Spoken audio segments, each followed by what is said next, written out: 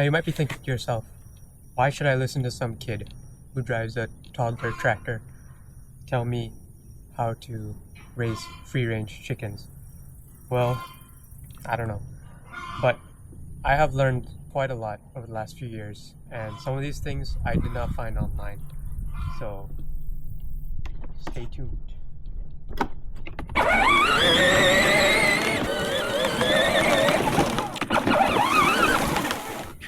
Number 1, fence them out, not in.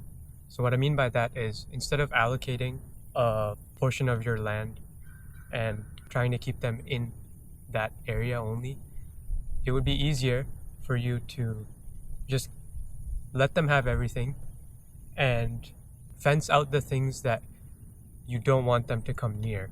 So for instance, your garden, all your backyard things, like here we got a trampoline for the kiddos, badminton net, we don't want them pooping over there, the fire pit, we don't want them coming up near the house, the swing set. So how I did that here is I just took a bunch of electric netting and split the property halfway through.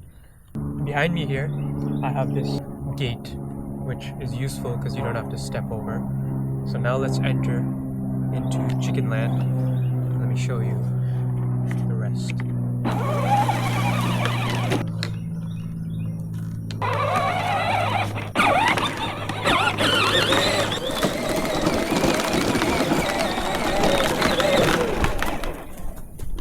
Sorry about that.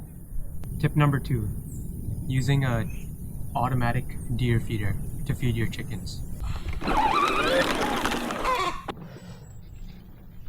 So this deer feeder, it's from Game Winner, and it's made of metal. So it's actually our second deer feeder that we used. The first one, we were using it for its actual purpose, which is for deer hunting. And the problem with that feeder was, actually before I go into that, why you should use a deer feeder for chickens, right? They're literally meant for the same thing. I mean, feeding dry feed to animals, right? So why don't you just buy a deer feeder, instead of putting deer corn, put chicken feed in there, and you can time it to go off multiple times throughout the day, give them a consistent feeding schedule, and it's clean, it keeps the rain out. This particular feeder is really nice because it has a solar panel charger and it has a guard here, so this prevents varmints like raccoons from getting up here and, you know, taking the feed, or squirrels, all those. If you notice, it's pretty low, right? This height is very low, which is super easy for filling. So all you have to do when you want to fill it, you just open this up. There's a latch actually. Capacity is for this feeder is 300 pounds. There's this box right here. This is where the battery is, and also the programmer. So it's better than the other feeder that you had to kind of duck under and get access to the programmer. One important thing to note is how much to feed them, right? How do you know how much to feed them? You kind of have to figure that out just by trial and error, using the timer, seeing, you know, how long you want it to spin, and just look at the ground. If you see that the chickens are finishing everything really fast, increase it a bit. If you see that they're leaving a lot at night, then decrease it, because that will attract critters at night, you know, if there's a bunch of feed on the ground. So just use your judgment, you'll get that sweet spot. Yeah, don't overfeed them. If you're free ranging, I would say keep it on the lesser side, because force them, especially if you're giving them so much land, right?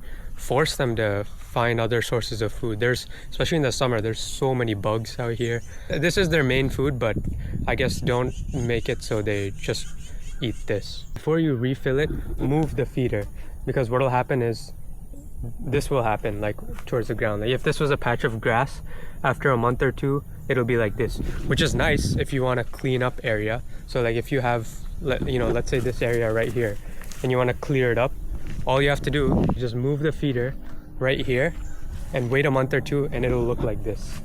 So use it strategically, like, you know, even if you don't have free range chickens, you can utilize this concept. I mean, not having to come here and feed them, worry about the feed getting wet, worry about them pooping in the feed, all that stuff.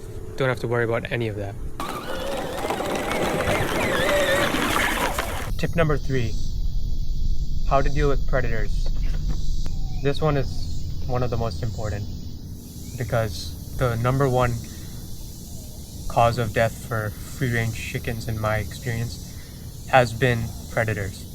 Now, here in Texas, there's 3 main, let's say, predators or types of predators. There's the birds of prey like hawks, eagles. We don't have eagles here, but we have hawks.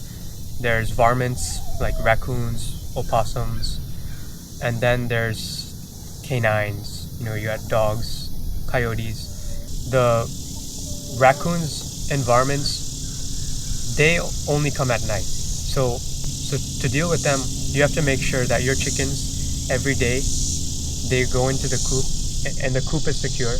And as long as they're in that coop every night, you're not going to have a problem with raccoons and varmints. The raccoon is not going to come in the middle of the day and take one of your chickens. But they will, you know, if you have any sort of weak link in your coop, the raccoon will find it. So you need to make sure your coop is strong.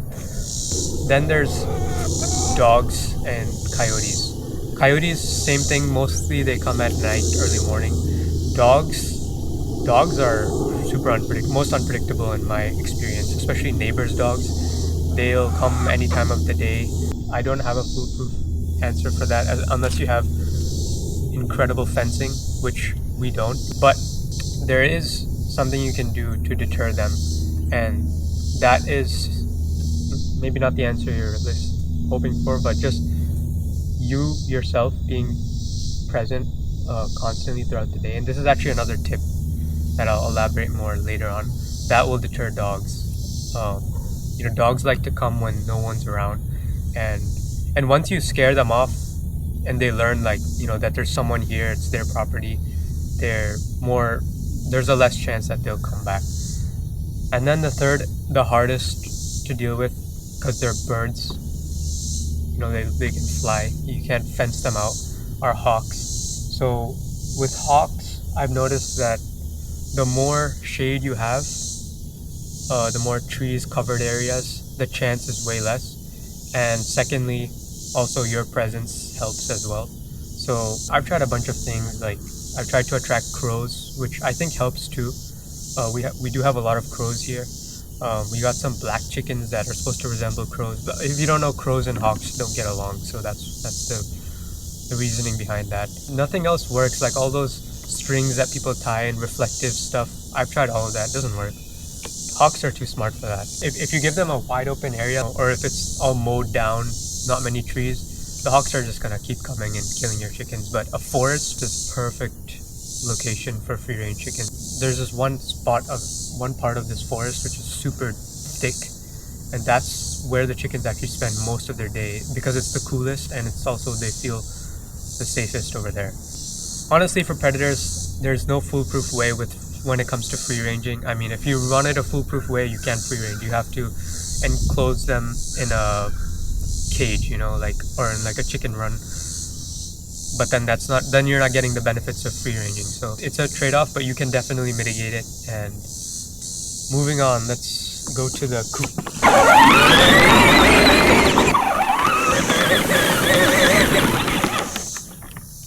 Tip number 4, I think. Have a mobile chicken coop. If you're free ranging hens, then having a mobile coop allows you to obviously move it around the area where you're free ranging. And if you have a mesh net at the bottom like this one, that eliminates the worst chore. Everyone can agree the worst chore when it comes to chickens is cleaning their poop.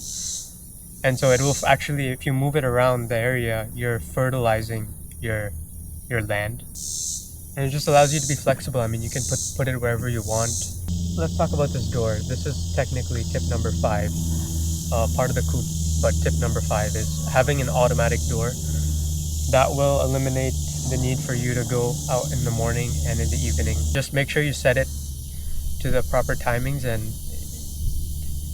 it's not foolproof. Again, it does happen that sometimes the door closes and a chicken is still out, but I would say it's worth the trade-off of like having to go every single day.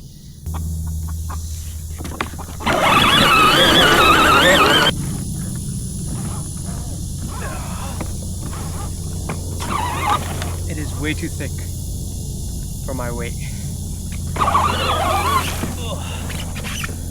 Tip number 6. This is something that I haven't implemented yet, but I wish I had, which is if you build a coop like this, keep the nesting boxes below the height of the roosts, because at night chickens want to go to the highest spot, and if you have nesting boxes that are higher than your roosts, they're gonna go and sit in the nesting boxes at night and poop in it, and then in the morning they either don't lay in those nesting boxes or they do, which is even worse, and then the eggs are covered in poop. Alright, I'm gonna try to leave, but I think I'm too fat.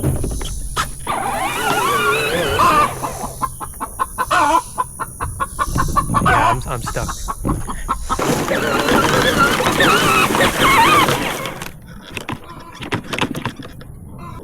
Let's talk about this jungle right here, which is tip number 7. Don't mow. In the area that you have the free range hens in, don't mow it. It might be tough for some people who can't stand looking at, weeds and all that, but in terms of the biodiversity it encourages, it's way better for the chickens. It attracts lots of bugs. It also gives chickens more shade. They spend a lot of time in here, and a lot of these weeds that they're called weeds are actually beneficial plants for the land, and even some of them chickens eat as well.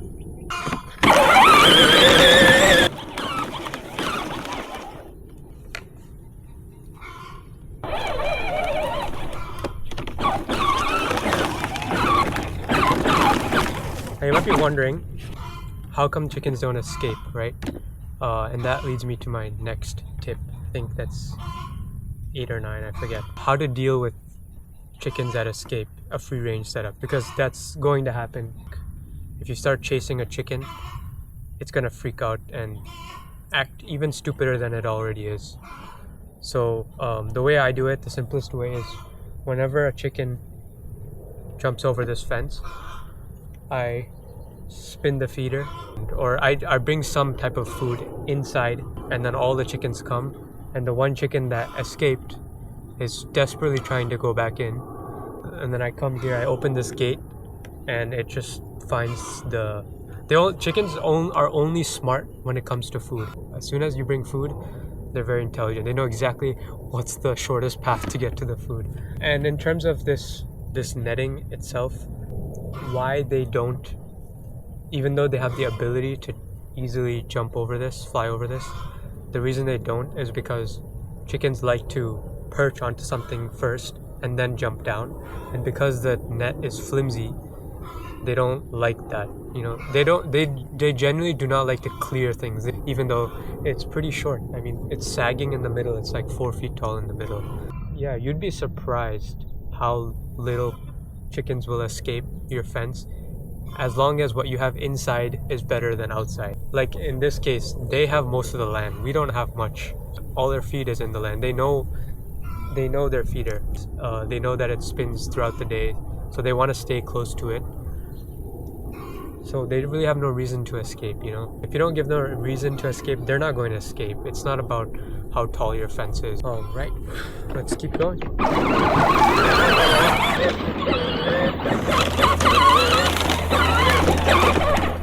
Tip number 9, visit often.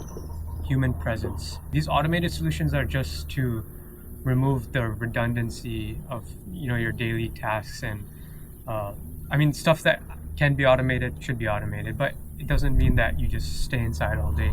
There's a trampoline right there, swing set right here, so like any kids that come here, they're constantly outside. Even me, sometimes I come here and do my calisthenics.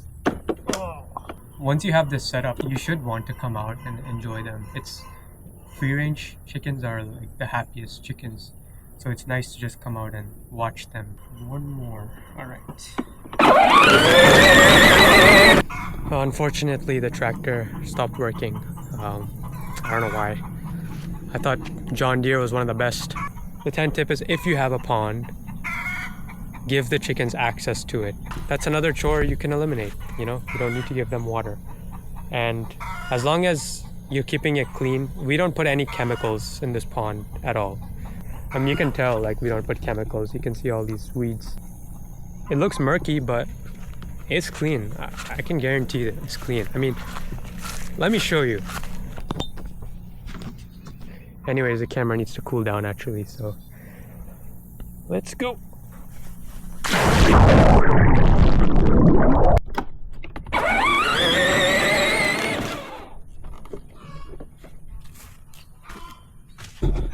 Oh, this is so stupid.